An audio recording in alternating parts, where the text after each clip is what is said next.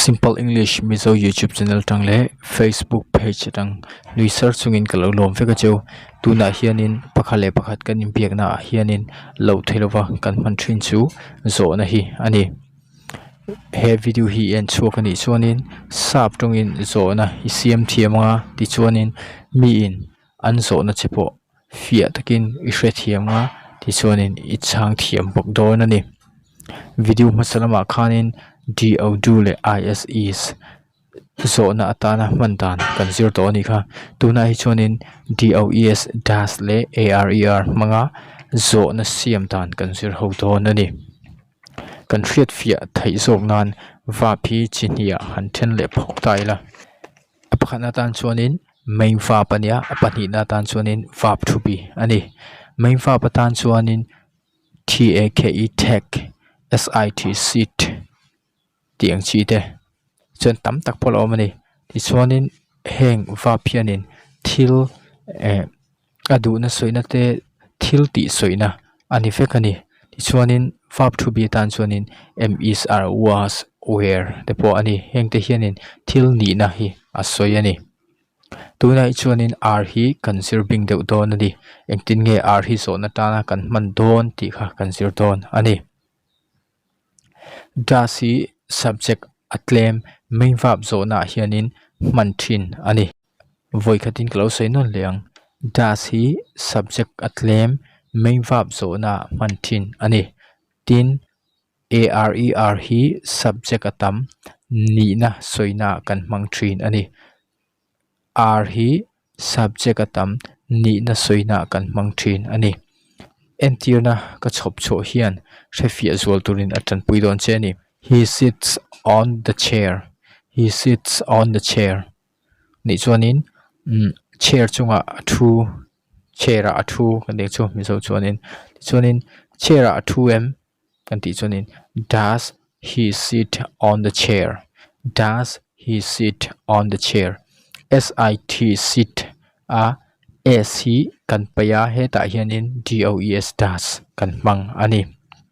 ti chuanin she eats dinner zanria ai tina ani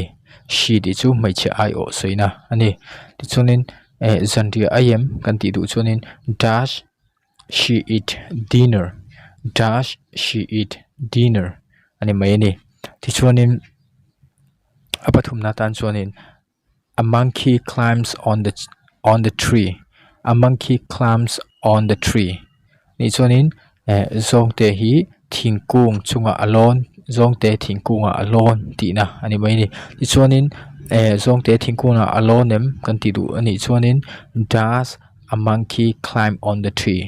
does a monkey climb on the tree ani mai ni chen verb to be ni na soina tan chun arer conserving don kan ti kha they are smart an fingfel hle mai ni ho chuan fingfel hle mai ti na ani chun ani ho chuan fingfelem ti kan zo du ani chuanin are they smart ti hianin kan mang thei ni arer kha amma kan da mai tur ani ti chun you hi ani ti mi pakha soina pokan mang thei ti chuanin anni ti nan atam soina po kan mang thei ni ma se you chu you is mang thei lowa you are hi kan mang thin ani you are crazy ti chu I ti na ani mai ta ti chuanin I am tin chun are you crazy me I am ti na ani ti chuanin the dogs are faithful ti chu ui te chu an rin om ti na ani ti chun ui te chun rin om em tia zo na kan zo du ni chuanin are hi amma kan da subject mai are the dogs faithful ti ani mai ani irin il leitro dal tu mi lawa kan soipur pur thainan le midang zirtir thai tur khopa kan thiam bel sok nan example dang ilo zir holeng o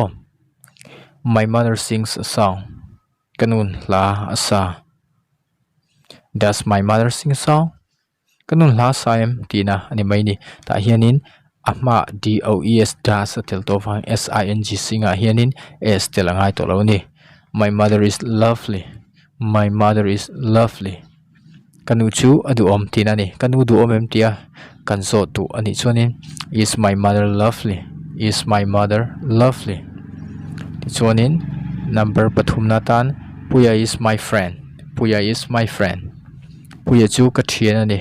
puya chu ka thian ani em tia zo na kan siam du ni chuanin is puya my friend, is puya my friend ti pon kan zo thai ani. Khiang oya sleeps, khiang oya sleeps, khiang oya amuhil tina ani ti chuan khiang oya muhilem tia zo na kan siam du ni chuanin does khiang oya sleep,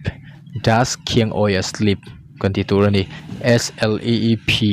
a hianin s kan bel to tur ani lo ti chuanin apanga na tan chuanin Remy listens to me, Remy listens to me. Omje chu Remin min ngai tha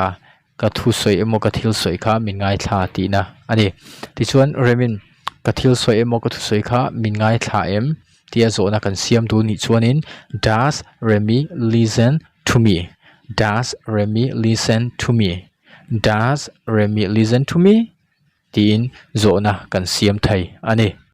Han khai khom don tai la sap tong zo na siam na kan man tam em te chu do are does is te hi ani dio du le er hi subject atam zo na siam na hianin manthin ania ti chuanin does le is hi chu subject atlem zo na siam na manthin tur ani. Subject ti omzia chu kan thu soya thil ti tu kha ania olsam taka kan chin chia du ani chuanin sentence thumol ma saber kha va ma mi song kha ani kan chin chia tla tur pakha chu I le you hi atam vap do do nen man kop thin tur ani. Akharna tan example claim lo zep le lok ila I know you ti chu ka hria che ti na nia ke na do no ti chu hria ti na ni hi main vap ani ti chuanin chi kan soi tang khanin I chu atam nen kan mang kop thin tur ani chu wang chuanin does ni lovin do I know you ka hria chem ti na ani ti chuanin you eat mango, you eat mango ti chu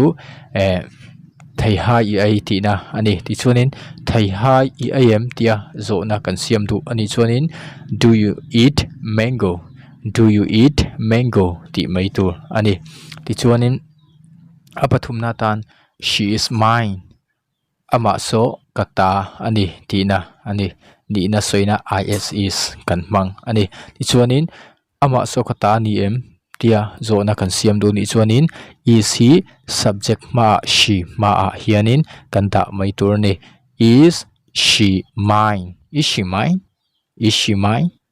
ama so kata ni em tina ani mai ni ti chuanin the cats are lazy, the cats are lazy zo te so an thachia tina ani zo te so an thachiem tia zo na kan siam du ni chuan ni er hi ama sapera kan da mai tur ni are the cats lazy, are the cats lazy ti mai tur ani chuan atop ber apanga na tan chuanin Voni bites you, Voni bites you vonin ase che tina ani vonin ase chem tia zo na kan siam du ni chuanin ta hianin subject atlem awang hianin does Voni bite you, does Voni bite you ti ani mai ani. Video top thlenga min thlir sakwan kalom taksen ni he video hi tha iti zong te nia ilo hlok pui ni chuanin he ka YouTube channel hi milo like a milo subscribe saka ti chuanin mamo tur anga i hriat I thian te emo yu naw te hna he video hi milo share sak ve ngei turin ka som che ni video danga kan mule thoi don nia bye bye.